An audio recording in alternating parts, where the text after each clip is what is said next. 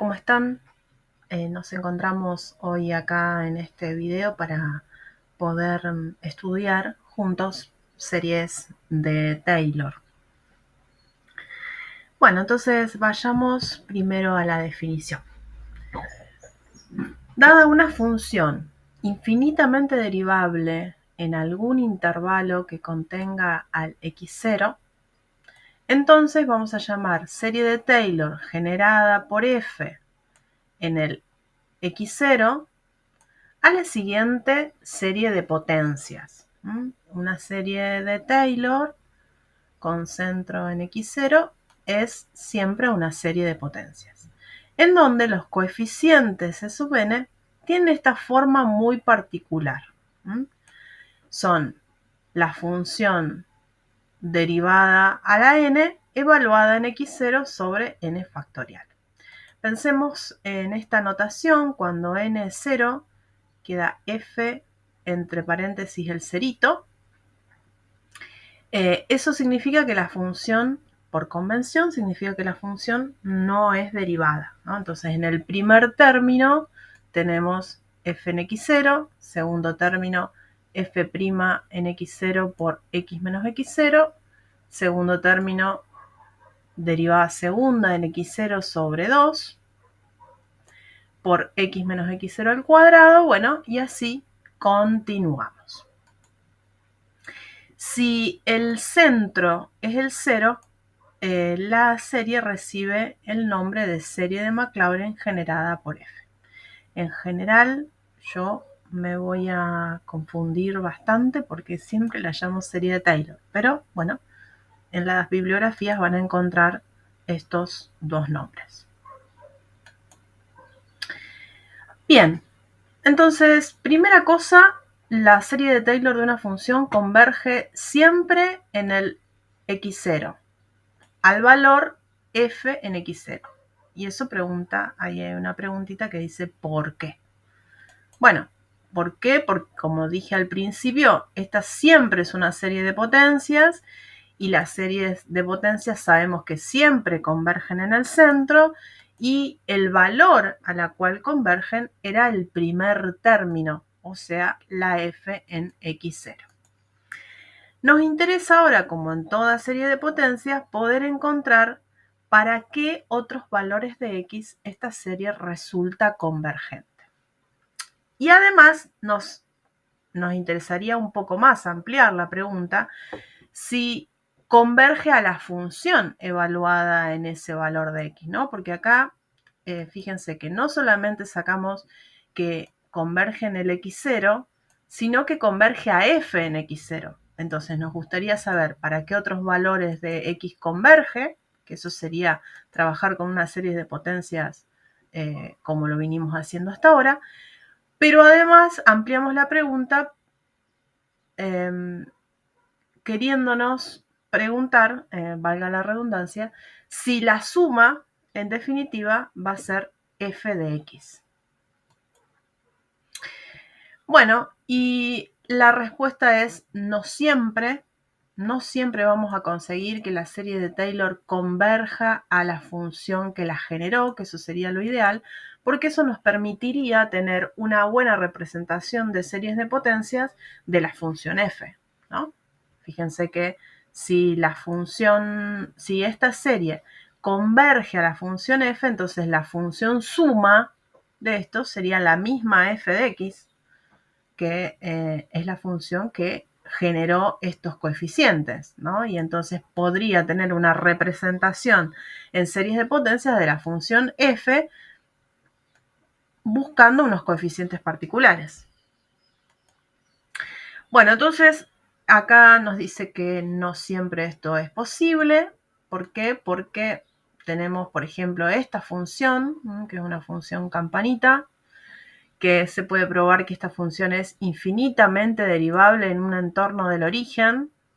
Fuera del origen está claro que es infinitamente derivable porque es la exponencial de menos 1 sobre x cuadrado, que es composición de funciones derivables, la puedo derivar infinitas veces.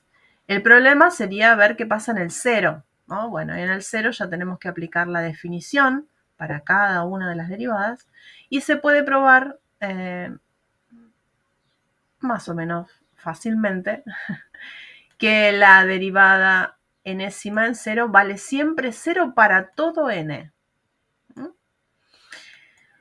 Con lo cual, fíjense el tipo de función que tenemos acá, todos los coeficientes de la serie de Maclaurin, sería en este caso, ¿no? De esta función f, son todos ceros. Quiere decir que la serie nos quedaría 0 más 0 más 0 más 0, con lo cual converge esta serie a la función nula, la función que vale 0 para todo x real.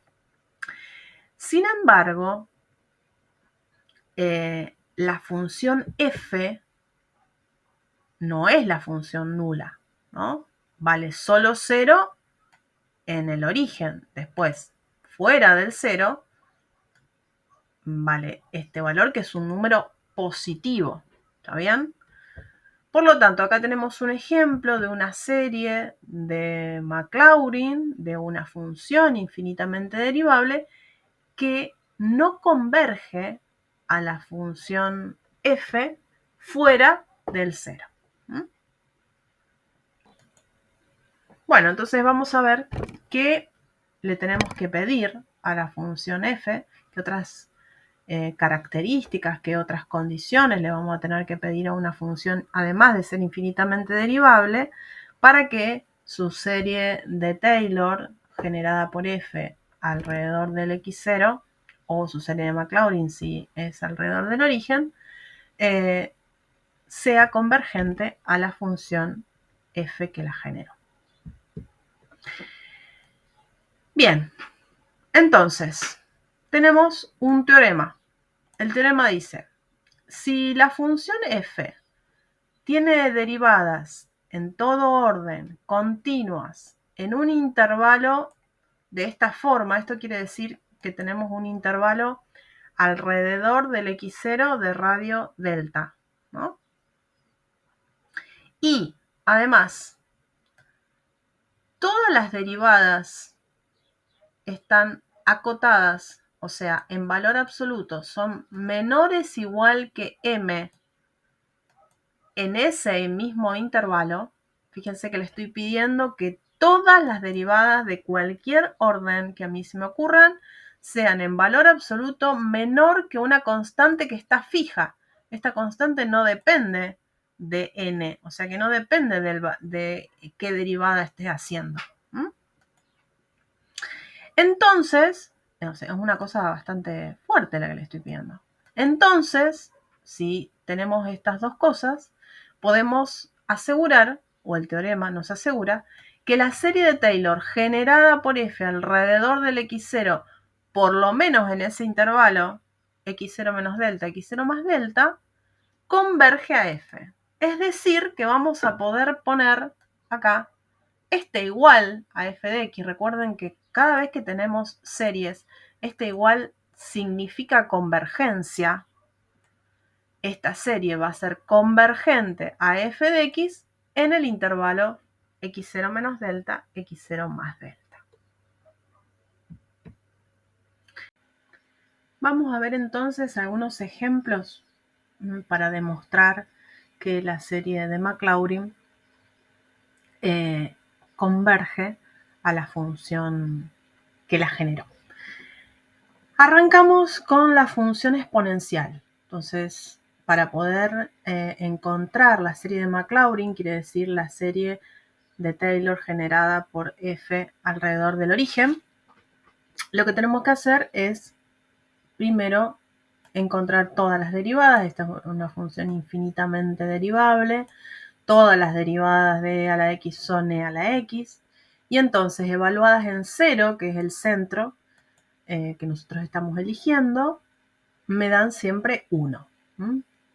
Por lo tanto, los coeficientes de la serie de Maclaurin de la exponencial son 1 sobre n factorial, ¿no? Y entonces la expresión de la serie resulta de esta manera. Veamos algunos gráficos de las sumas parciales en Scilab. En el campus, si buscan en la pestañita que dice algo de laboratorio, en el ejercicio 3, van a encontrar el script que yo utilicé para poder graficar distintas sumas parciales de la función exponencial. Distintas sumas parciales, en definitiva, sería ir dibujando diferentes polinomios de Taylor de distinto orden. Y bueno, los dibujos salieron así.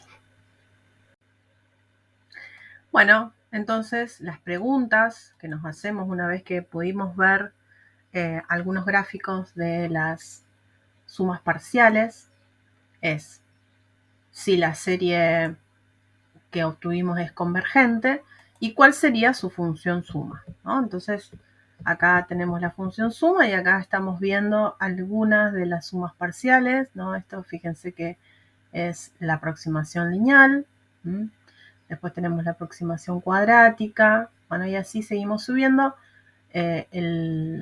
agregando términos a la serie para encontrar nuevas sumas parciales, o lo que sería el equivalente de lo que veíamos a lo mejor en cálculo 1, ir viendo los gráficos de los distintos polinomios de Taylor de diferente grado, ¿no? Bueno, acá hice hasta n igual a 5, y ya que esta amarillita, fíjense que es bastante parecida a la función exponencial. Bueno, entonces, por lo que podemos ver en los gráficos estos, estamos viendo que las sumas parciales son convergentes y que convergen a la función exponencial. Bueno, todo eso lo vamos a probar con el teorema. Entonces, el teorema, ¿qué era lo que me decía? Me decía que tenía que tener primero una función infinitamente derivable.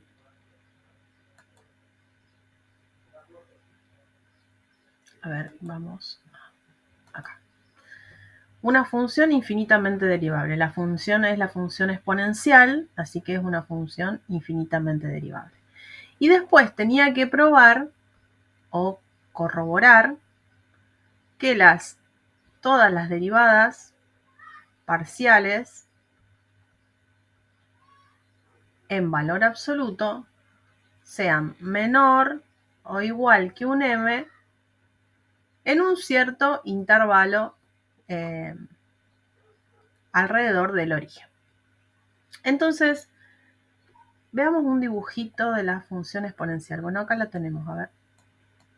Vamos a aprovechar este dibujo que tenemos acá. Entonces, alrededor del origen, si yo del origen me corro un cierto valor delta para la derecha y para la izquierda, con un delta cualquiera que yo elija,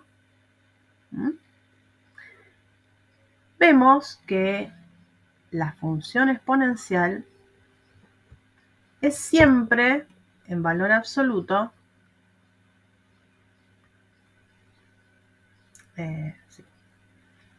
menor que este valor, ¿no? Que si este es el delta, sería e a la delta, ¿no? Porque la función exponencial es una función creciente. Entonces, en el intervalo menos delta delta va a ser siempre menor que e a la delta, ¿no? Ahora, esto pasa con la función exponencial y pasa con la primera derivada de la función exponencial, porque la primera derivada de la función exponencial es la función exponencial. Entonces, la primera derivada, también en valor absoluto, en el mismo intervalo, va a ser menor que e a la delta. La segunda derivada también es la función exponencial.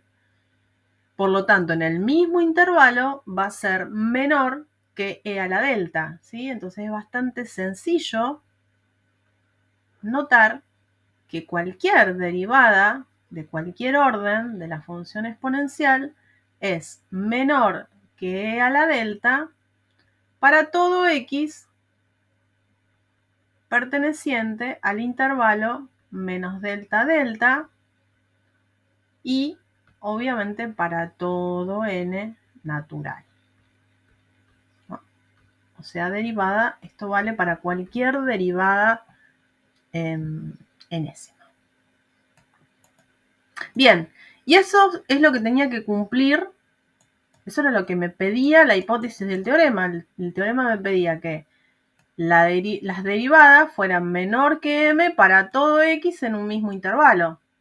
Bien, entonces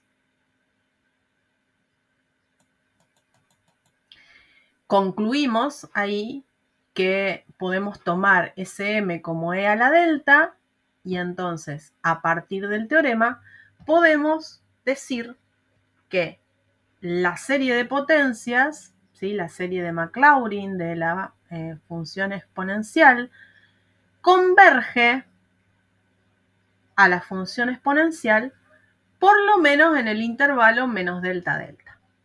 Ahora fíjense que este argumento que nosotros utilizamos lo puedo extender para el delta que a mí se me ocurra. O sea, es válido para todo delta real. Por lo tanto, la serie de Maclaurin de la función exponencial converge a la función exponencial para todo x real. Como este delta yo lo puedo hacer tan grande como yo quiera, entonces esta igualdad va a ser válida para todos los números reales. Fíjense, antes de pasar acá, fíjense una cosa interesante.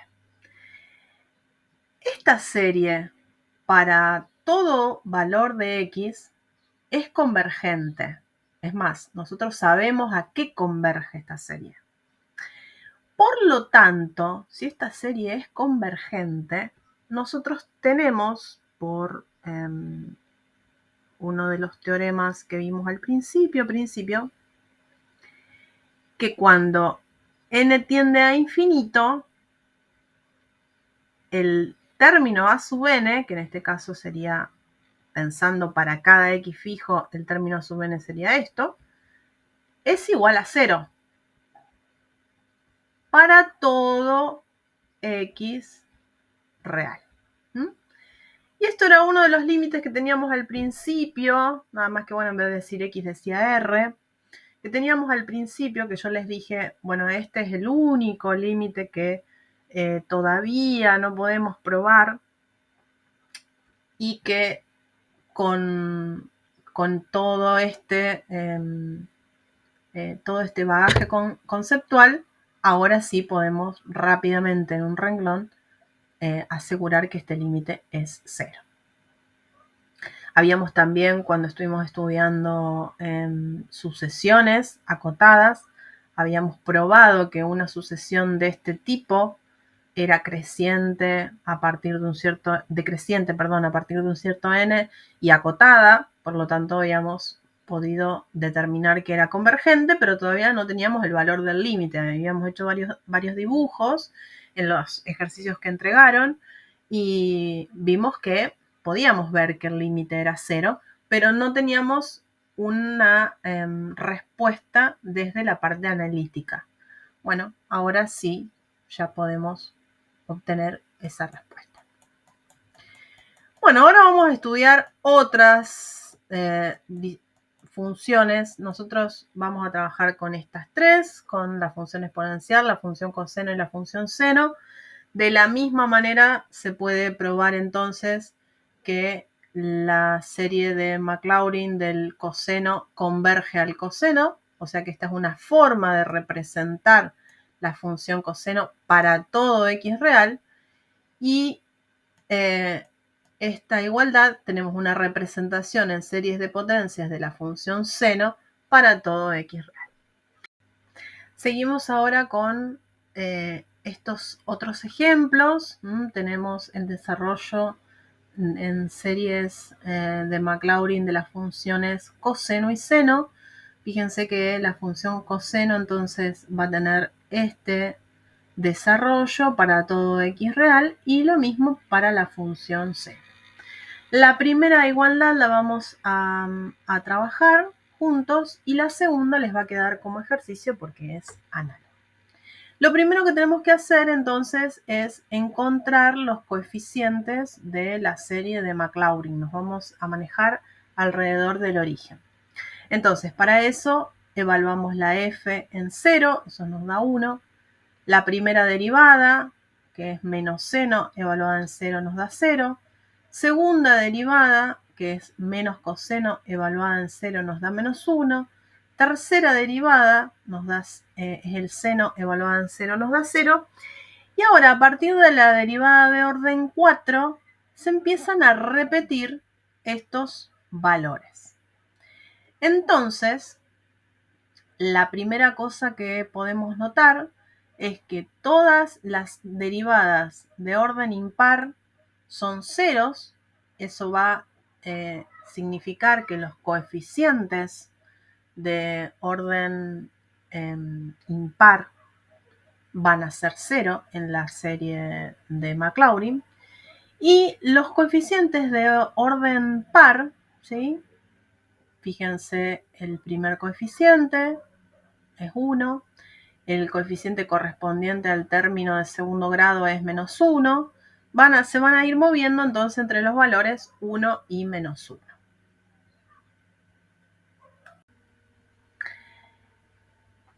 Entonces podemos decir, o escribirlo así de una manera un poco, una mezcla entre formal y no formal, que la derivada enésima en 0 es 0 si n es impar y es menos 1 o 1 si n es par.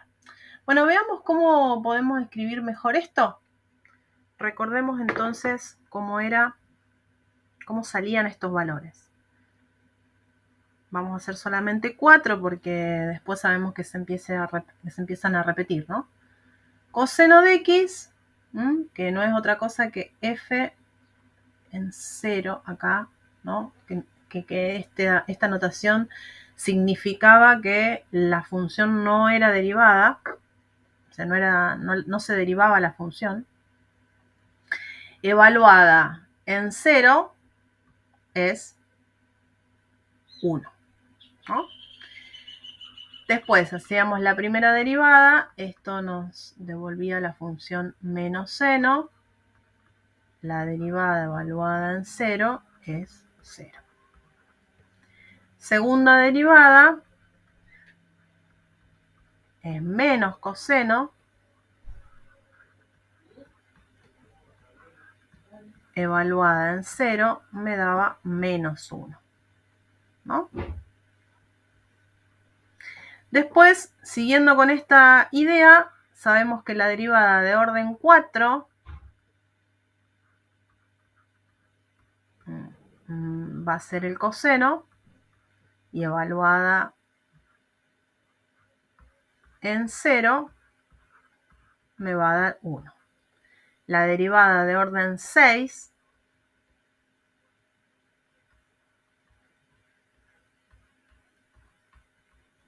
va a ser menos coseno y evaluada en 0 me va a dar menos 1. Entonces, para escribir mejor esta expresión, vamos a tratar de relacionar el orden de derivación con estos valores, ¿no? A ver qué podemos obtener con el menos 1 y 1. Entonces, podemos ir haciendo una tablita.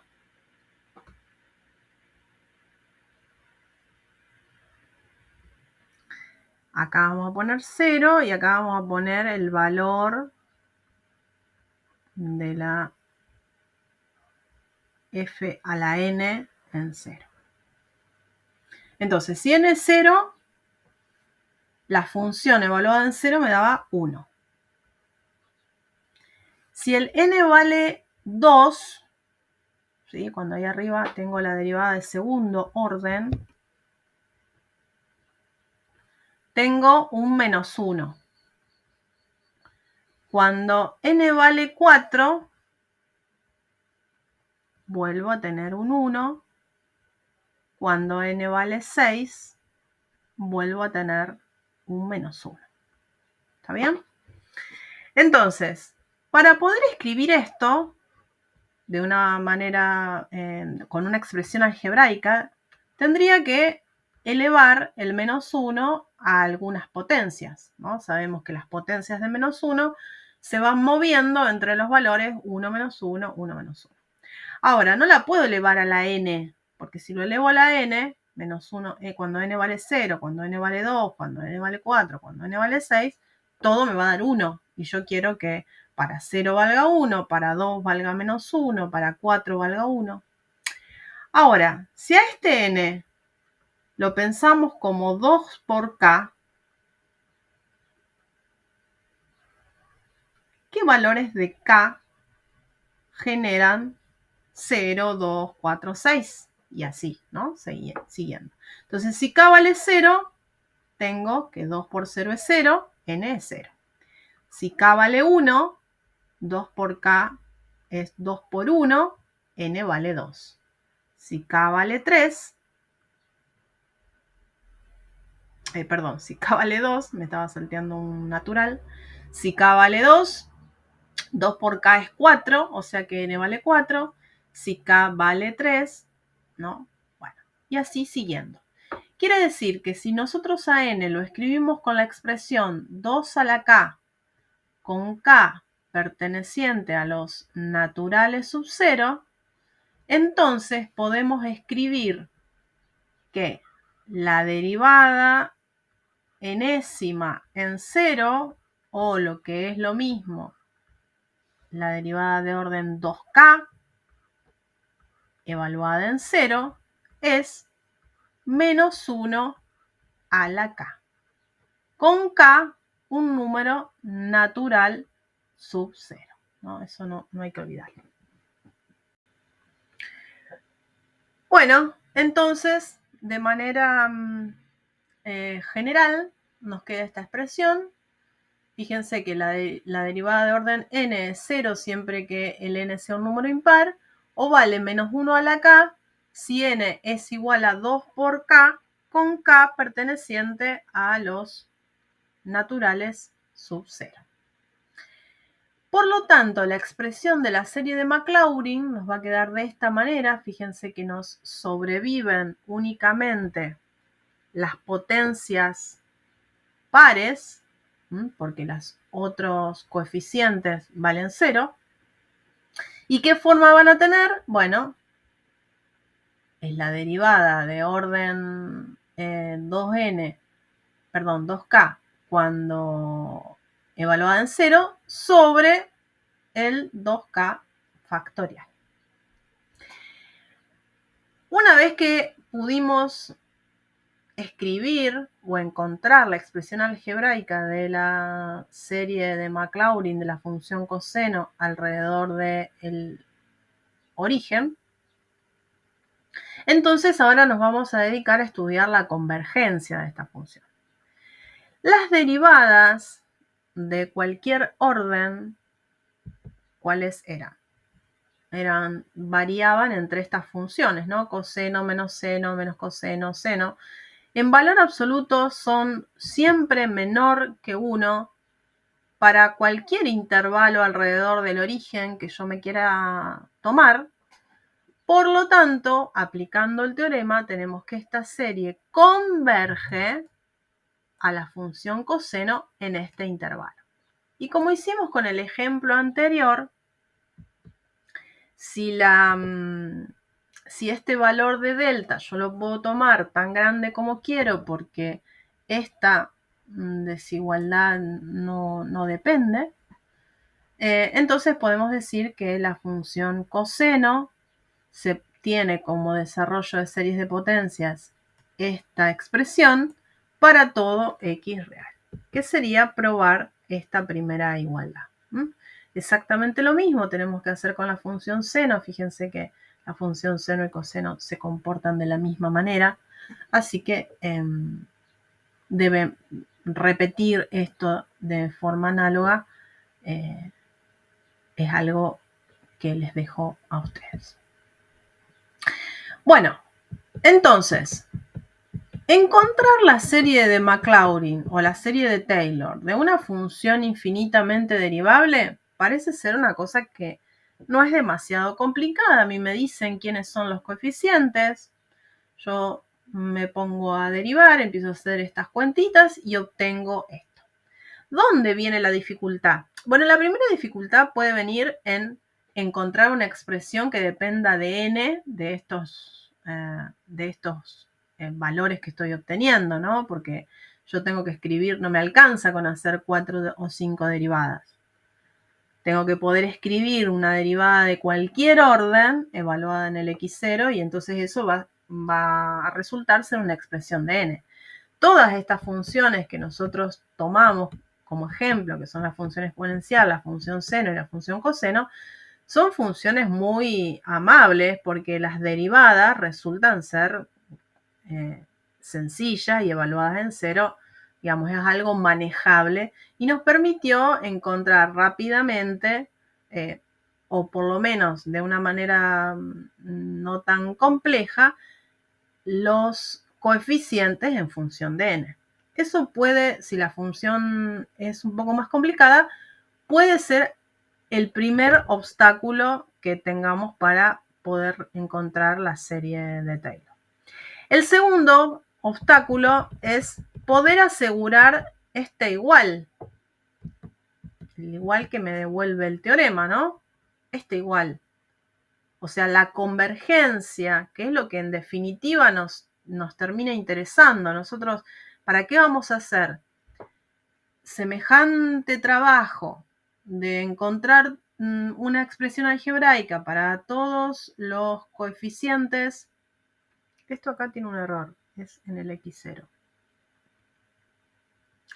Para todos los coeficientes de la serie de Taylor generada por f. Para que después eso no resulte convergente a la función que lo generó y entonces todo esto no resulte ser una buena aproximación de la función f, por lo menos en un intervalo alrededor del x0, la verdad que es un trabajo que resultaría inútil. Pero para poder asegurar esta igualdad, nosotros tenemos que poder entonces acotar todas las derivadas de orden n en un intervalo alrededor del centro, y eso también puede ser un obstáculo bastante importante.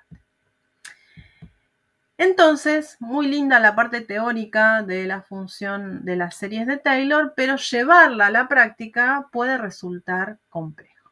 Por eso es que nos vamos a sentar, vamos a tomar bases en algunos lemas importantes que nos van a permitir poder encontrar series de Taylor de una manera un poco más accesible. El primer teorema o lema, un lema en definitiva es un teorema un poquito más chiquito, es el de la unicidad de los coeficientes. ¿Qué dice este teorema? Dice, si tenemos una serie de Taylor, de potencias, cualquier coeficiente que a mí se me ocurra acá, con un radio de convergencia positivo, si nosotros tenemos un radio de convergencia positivo o el radio infinito, cualquiera de los dos casos, entonces, recordemos, la serie de potencias define una función. Que por el teorema que vimos en el video anterior, porque ni siquiera fue en la clase, en el video anterior, sabemos que esta función suma resulta una función infinitamente derivable. O sea, la puedo derivar una vez. Acá tengo justo la expresión de la derivada. Esta resulta ser también una serie de potencias convergente con un radio positivo, por lo tanto, esta función f también es derivable y puedo encontrar su expresión y así podemos continuar. Por lo tanto, la función suma de una serie de potencias es una función infinitamente derivable. Entonces, resulta ser que estos coeficientes C sub n que tengo acá tienen una forma particular, o los puedo calcular de una forma particular de esta manera, que son el C sub n es la derivada de orden n evaluada en x0 sobre n factorial.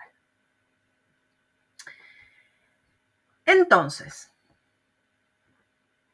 veamos cómo sale esta igualdad. ¿Qué es lo que tenemos que hacer? Bueno, primera cosa que tenemos que notar, que cuando la f la evaluamos en el x0, era tener el c sub 0, ¿no? Primera cosa, que acá no lo escribí, pero... Después, la primera derivada es aplicando el teorema que me permite derivar término a término.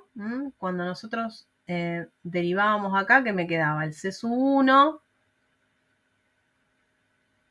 más el c sub 2 por 2 por x menos x0 a la 1 más c sub 3, ay, hice al revés, por 2 por 3,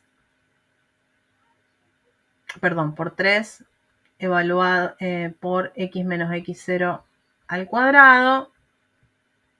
Ay, se me termina la tablet. Y así continuamos. Entonces, cuando yo esta expresión la evalúo en x0, todos estos términos se van. Con lo cual me va a quedar c1 por 1. La derivada de la función f evaluada en x0 resulta c1 por 1. La segunda derivada, ahora tenemos que volver a derivar esto, y derivar término a término significa derivar esta expresión con respecto a x, por lo tanto esto como no depende de x queda igual, y acá esto es una potencia, cuando la derivo baja el exponente a n-1 y esto quedó elevado a la n-2. Si esta expresión la desarrollamos y la evaluamos en x0, lo que vamos a obtener es el valor C2 por 2 por 1. Y así vamos continuando. Con lo cual nos queda que la derivada de orden k va a ser C sub k por k menos 1, por k menos 2, y así hasta que multiplico por 2 por 1. O sea que es k factorial por C sub k. Y entonces el C sub k lo puedo despejar y obtengo esta expresión.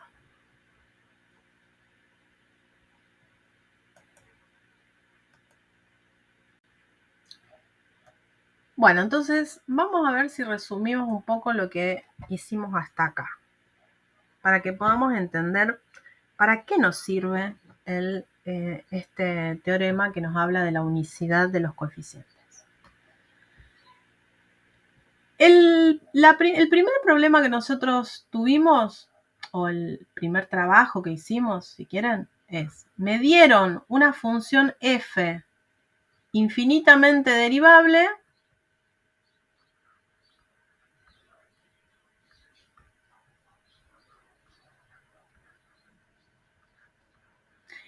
y entonces nosotros pudimos armar infinitamente derivable alrededor de un intervalo de centro x0 y entonces nos pudimos armar esta serie con estos coeficientes.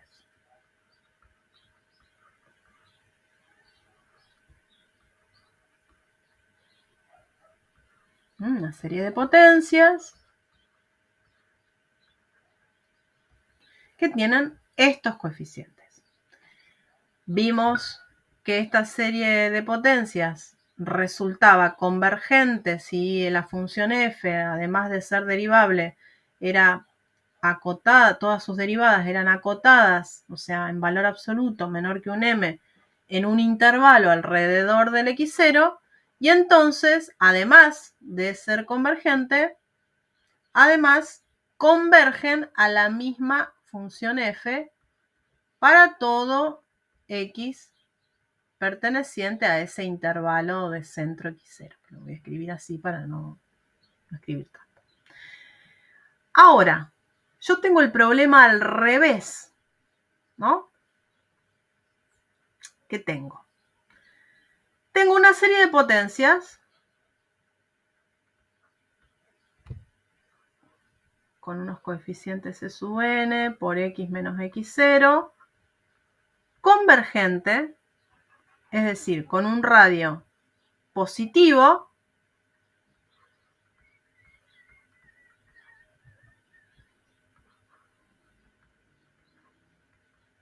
o infinito. Quiere decir entonces que esta serie define una función con dominio en un intervalo alrededor del x0 de radio R. Me voy R para allá y R para allá, ¿no? Entonces ahora que tenemos una función definida por una serie de potencias infinitamente derivables, nos preguntamos cuál será la serie de Taylor de esa función.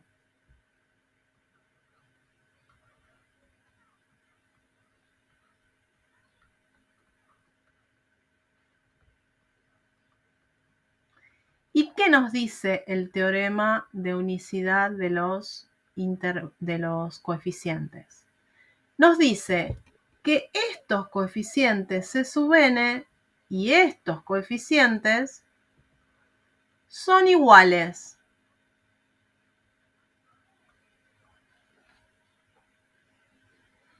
¿Para qué vamos a utilizar ese hecho? Si nosotros ahora nos dan esta función 1 sobre 1 menos x, por ejemplo, y queremos encontrar la serie de Maclaurin o la serie de Taylor generada por esta función centrada en el origen de coordenadas, ¿sí? Centrada en el cero. Sabemos que si nos piden este ejercicio, nosotros por definición tendríamos que encontrar todas las derivadas, escribir una expresión algebraica que dependa de n y después utilizar el teorema para probar la igualdad, la convergencia de esa serie. Bueno, entonces todo eso, un trabajo, ya lo dije la segunda vez que lo digo, un trabajo importante. El teorema de la unicidad de los coeficientes me va a ayudar a ahorrarme todo ese trabajo. ¿Por qué? Nosotros a esta función ya tenemos una expresión en series de potencia para todos los x entre menos 1 y 1, que lo hicimos utilizando la serie geométrica, por ejemplo, ¿no? Entonces, utilizando el lema de la unicidad de los coeficientes, sabemos que cada uno de los coeficientes de esta serie, que en este caso valen todos 1, son iguales a la derivada de orden n evaluada en 0 sobre n factorial, ¿no? Es decir, que en vez de escribir 1 por x a la n, lo podría escribir de esta manera. Y esto no es otra cosa que, por definición, la serie de Maclaurin de esta función alrededor del origen, ¿no? Si decir serie de Maclaurin y el origen es decir dos veces lo mismo, ¿no? Entonces, no necesito poder encontrar la serie de Maclaurin aplicando todo ese trabajo algebraico que yo les comentaba, sino que como ya tenemos una expresión en series de potencias de esta función alrededor del origen y sabemos que es convergente en este intervalo, entonces resulta por la unicidad de los coeficientes que esta que tenemos acá ya es o resulta ser la serie de Maclaurin de la función 1 sobre 1 menos x.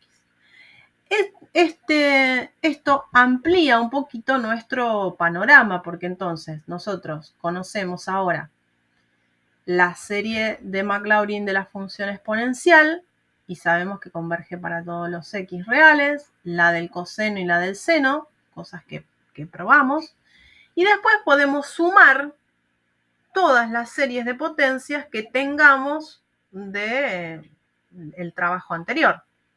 Por ejemplo, la de la función 1 menos x, la de la función 1 sobre más x cuadrado, ¿sí?